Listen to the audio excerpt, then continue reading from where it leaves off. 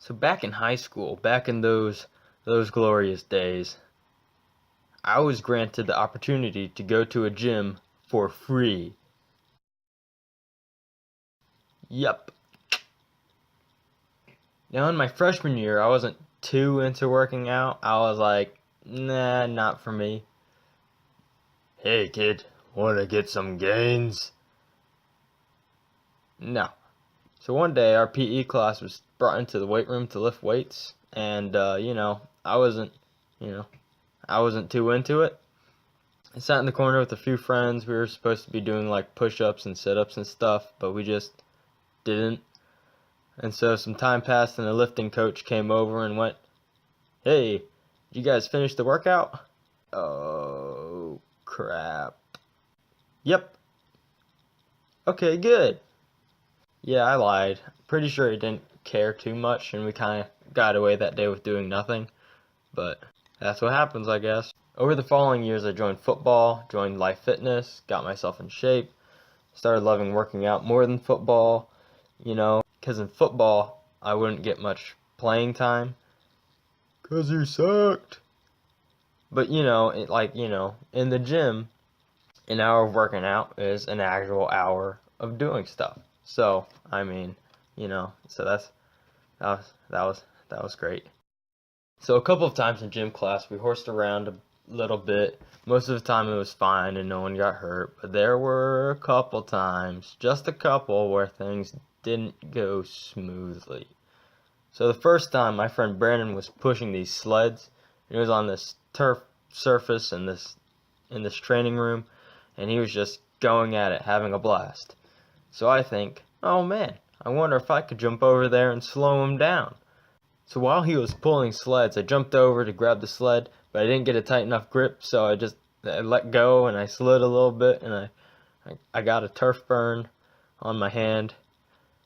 This wasn't a big deal. It didn't hurt too much. I could still work out, but it was big enough that it's still visible and left a pretty big scar. Speaking of scars, I left a pretty significant scar on Brandon on his face.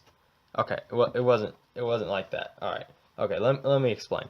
Okay, so we were in the training room again, and we were doing warm-ups, and the first thing we do in the morning is roll out with foam rollers so we can loosen up.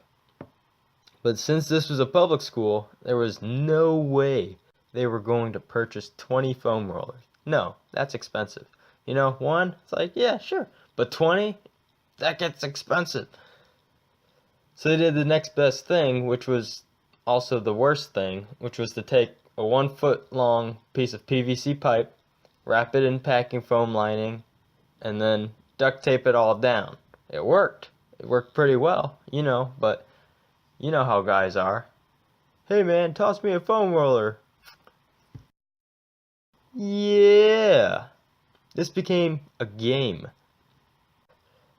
One day we would just do random things with our foam rollers. Like this one time we set them up as bowling pins and we threw a medicine ball at them to knock them down. That was pretty fun. We did this. I am Optimus Prime. But then there came about the day to end all this fun. Hey Nathan, think fast. Brandon, no!